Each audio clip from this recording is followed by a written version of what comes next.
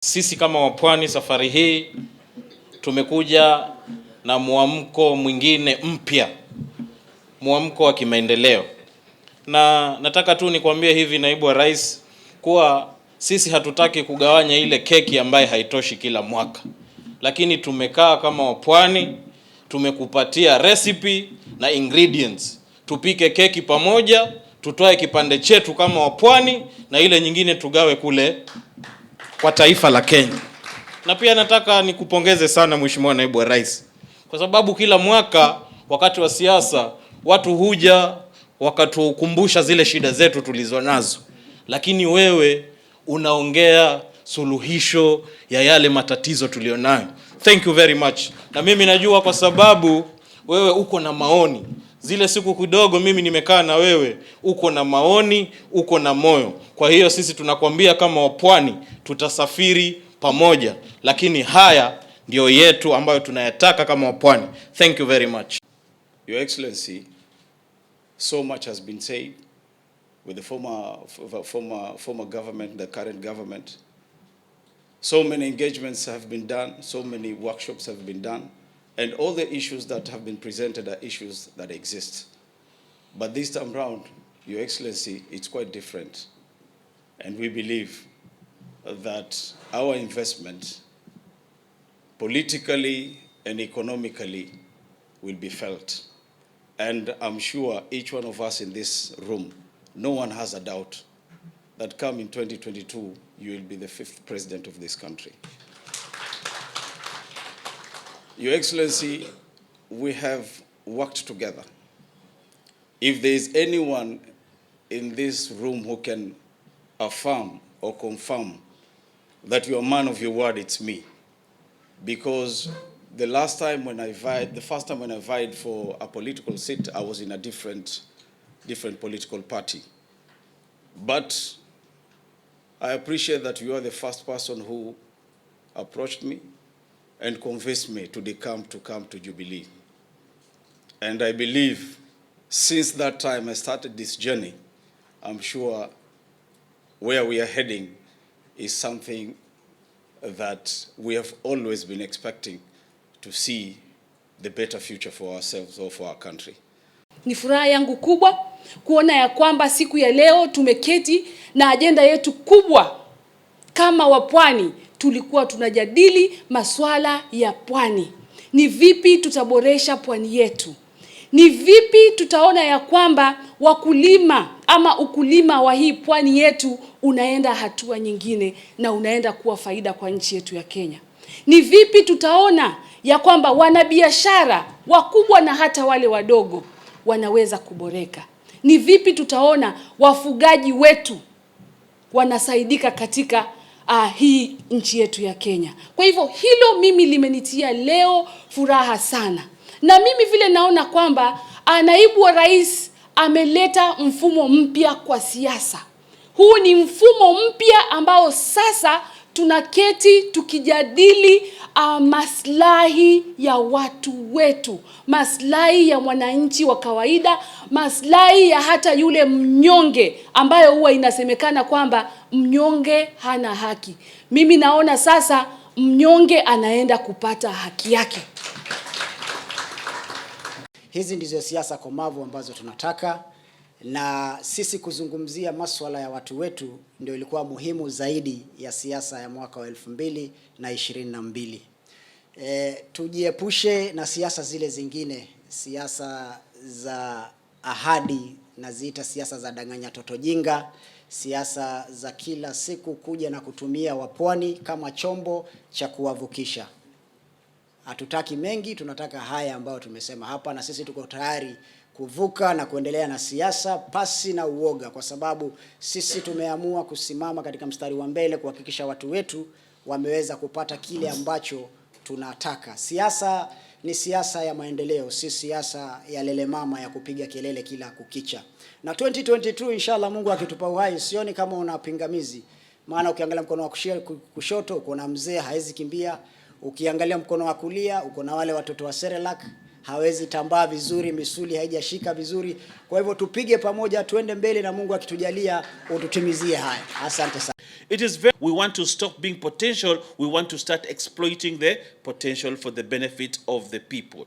And if there are hustlers in this country, this is the home of hustlers. The Coast region is the home of hustlers, because we make our living in a very difficult way. For us to send a child to school is difficult.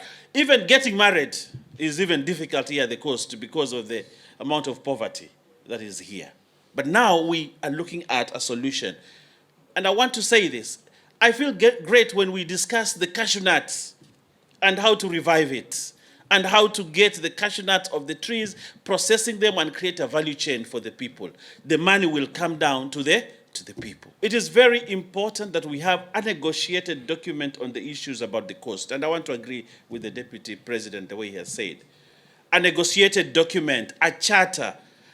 And there is this matrix that says that what gets measured gets done. What gets measured?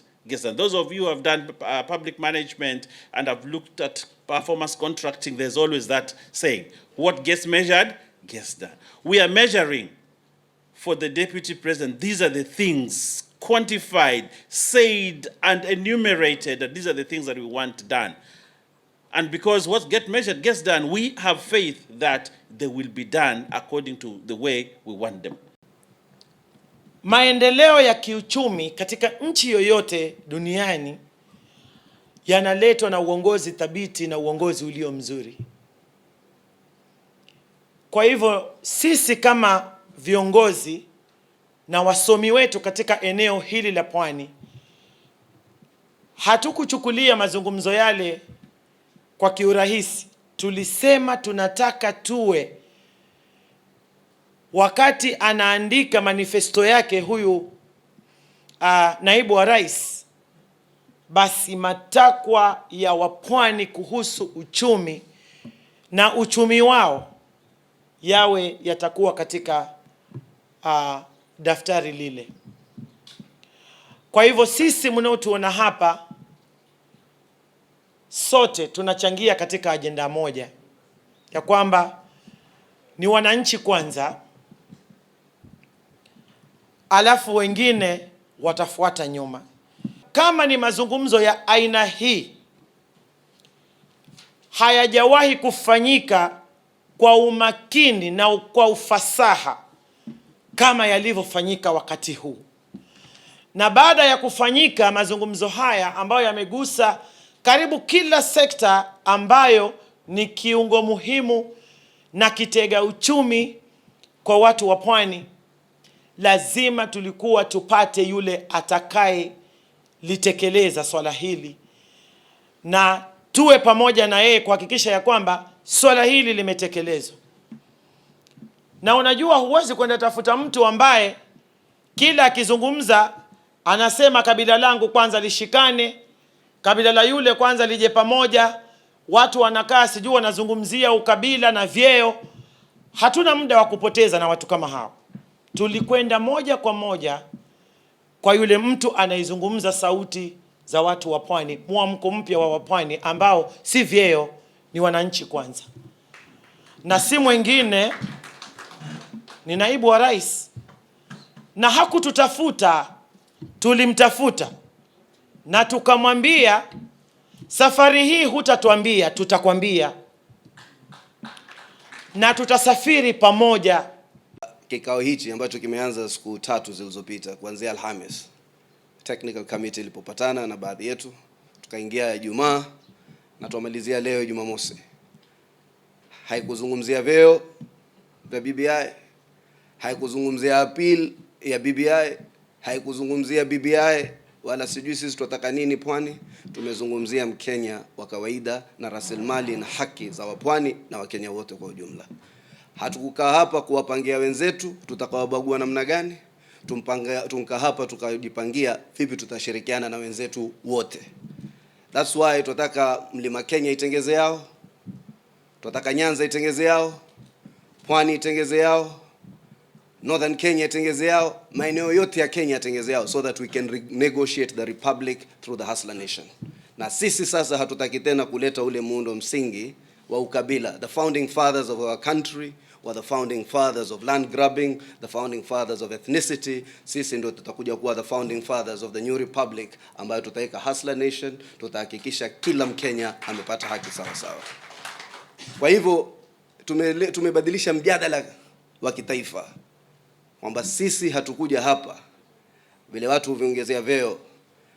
Leo tunaona timu katika magazeti ya maapil, mawakili watapewa mamilioni ya pesa, lazima wawakere wa Kenya wakati wa uchumi mbaya. Sisi tuwasema vipi tuweza tukajitoa katika hili janga la dhulma, tukajiweka katika janga la afueni, ili kila Mkenya aheshimike, to put food on your table and to have hope in our future.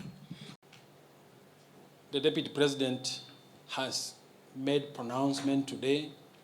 He has made pronouncements in the past, and he's talked about kuunda serikali na mahaslas.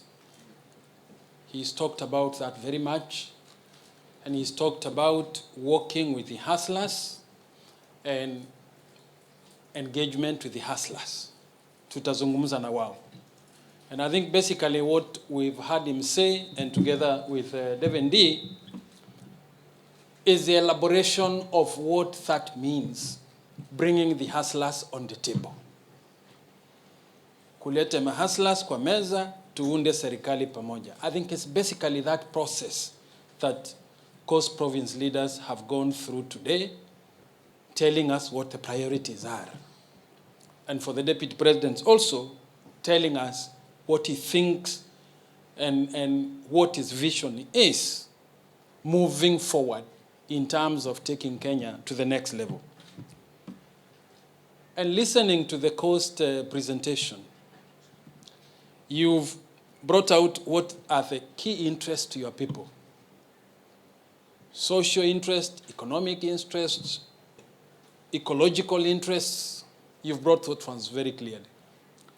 And they cut across. I think I look back at the area where I come from, in Turkana, I find a lot of semblance to the interests that the Coast people have brought out. And essentially, as was elaborated, both your priorities, together with which the team supporting the Deputy President has articulated, all of them agree in one way or another. And what are the tenets of that vision? It's about equity. I think what you could basically say, gawa sawa. I think that's what people want. It's about public participation, which our constitution emphasizes on. And I think many of you, if you watched the ruling by the High Court just the other day on BBI, it talked about people being the center of the Constitution. It talked about public participation. And what that vision talks of, and I think it talks to the Coast people, it is about hope. That your problems can really be addressed with a serious government. A government that is functioning, a government that has a political will to provide that hope. It is about empowerment. I mean, 10 million hustlers, informal sector empowered. It means very big for the coast economy, but also for the Kenyan economy. So, politically, because politics is about interest, just as was emphasized by the Deputy President, it's about interest. If these are the key interests of the coast people and the coast leaders, what else remains? Is taking these issues down to the locality and having people debate them and discuss and own that process. We must create a mass movement of believers that wheelbarrow that was laughed at, it is not just a mere symbol, but it's a representation of how those who are in the bottom, complete bottom of our economy can be lifted up. And that lifting does not amount to creating conflict, class conflict between hustlers and those who have, and those who are in the middle or those who are in the upper part of the economy. No, no, no. Once the hustlers benefit, it is automatic benefit to the middle class and to the upper class.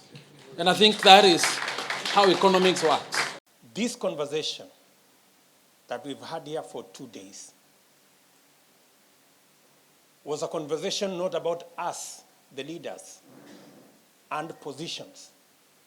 The conversation we've had here is about the people and their issues, ordinary people and their issues. And I am very happy that the conversation in Kenya is changing. And leaders are at the forefront in changing this conversation so that the conversation is not about the leaders and positions and their interest, that we have actually moved the conversation from that of identity, this community and that community. We have moved it to a conversation about interests of ordinary people, of farmers, of traders, of pastoralists. The conversation is about coconut and cashew nut and bananas and what we can do in those agricultural value chains to make more money for farmers so that we can get more taxes and we can get access better markets and be able to create more jobs through value addition, agro-processing, and manufacturing. Ladies and gentlemen, this is the conversation of our lifetime, a conversation that is going to propel this country to the next level. I am prepared to sign a charter with the people of this coast region on what needs to be delivered on our economic blueprint. Because I intend to keep my word. There is a lot of misunderstanding, there is a lot of negative perception about politics. But I want to promise you that it is our duty, it is our responsibility as citizens of this nation to work together so that we can march our nation into the next level. To the leadership and the professional teams from the Coast region, we are looking now up to you to take this conversation to ordinary people, to the mama mboga in our trading centers, to the cashew nut farmers, to the coconut farmers, to the fishermen, and what we need to do to build the necessary infrastructure, cold rooms, fishing gear, and everything else that is required for us to tap into the blue economy that can contribute significantly, not just to the financial well-being of the people in this region, but to the ultimate economic well-being of the nation.